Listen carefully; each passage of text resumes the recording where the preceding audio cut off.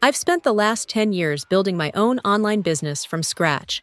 It wasn't easy. There were years of no sleep, constant stress, and scraping by while I poured everything into this. Fast forward to now, and I'm doing well financially, like, really well. But I worked hard for this. Nothing came easy, and I gave up a lot to get to where I am now. Then there's my younger sister, Emily. Emily has a bit of a spending problem. She's always loved the finer things in life: designer bags, fancy vacations, expensive dinners. But unlike me, she doesn't really work for it. She just kind of floats between jobs or relies on credit cards to fund her lifestyle. Over the past few years, Emily's come to me for money multiple times. At first, it was small stuff, like needing help with rent or her credit card bills. And, being her sister, I helped. I felt bad for her and thought maybe she'd get things under control. But she didn't. If anything, her spending habits just got worse.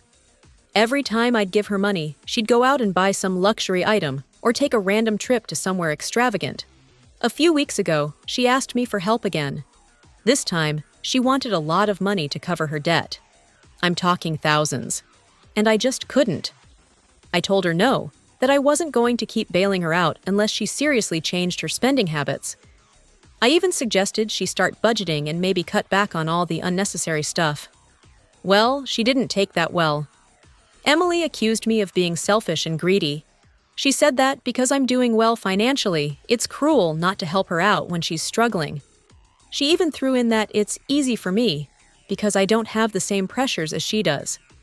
My parents, who are aware of Emily's spending, are still saying I should help her, because family helps family. They've been calling me cold and heartless for not giving her what she needs, saying that I'm just letting her drown while I'm sitting comfortably. And my cousins are backing them up, saying it's not a big deal for me since I'm financially well off now. But I worked hard to get here. I didn't just wake up one day with money. I sacrificed my social life, didn't travel for years, lived in a crappy apartment, all so I could build something for myself. And I feel like they're completely ignoring that part. They just see me as someone with money now, so they think it's my obligation to help her out. Honestly, I'm torn. I don't want to be the sister who lets her family down, but I also feel like enabling Emily is doing her no favors. She's never going to learn to manage her finances if I keep rescuing her. Plus, I kind of feel like it's unfair for them to expect me to hand over my hard-earned money because she can't control her spending. Should I just suck it up and help her out again? Or am I right to put my foot down this time?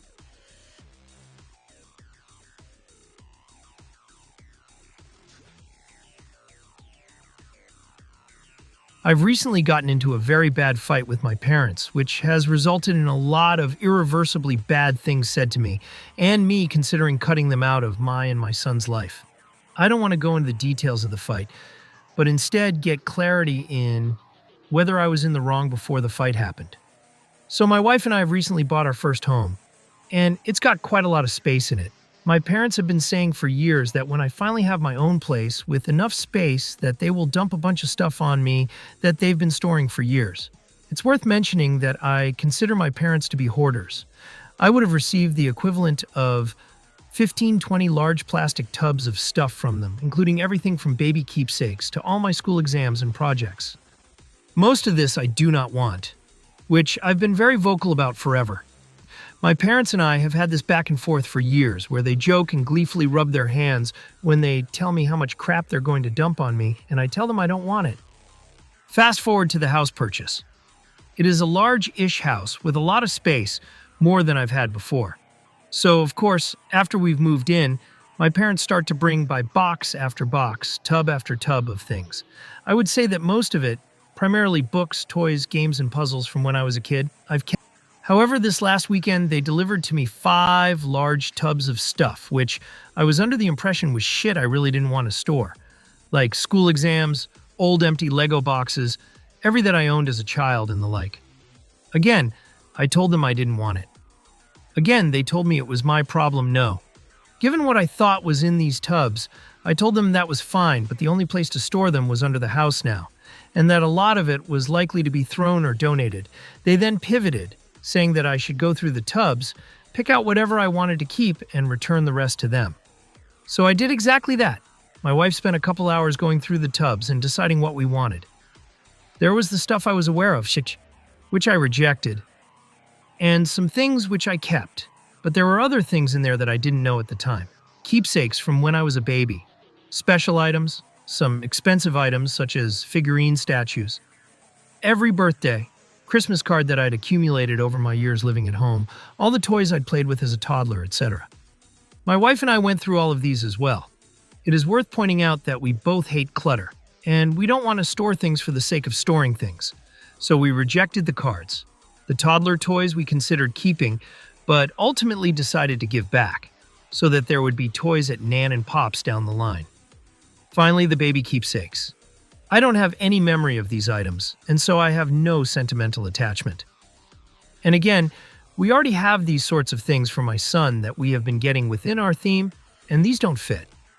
So I rejected them, thinking my parents had more attachment to them and that they would appreciate having them more than I would. Having gone through everything, I returned the remainder, which was most of it. Upon seeing this, my parents went through it all, questioning why I didn't keep this or that. I explained everything. They explained that my rejecting these items had caused them a lot of hurt, and that it showed a lack of any gratitude or care for anything they've ever done for me. Even with them explaining this, and still thinking on it now, I don't understand why they are so hurt. I have no expectations that in the future, my son will want his first hospital blanket. That's for me and my wife to keep. Because why would he? But given the fallout of all this, and the possibility that I will now be raising my son without his grandparents around, I am left wondering if my wife and I are unusually callous in some way.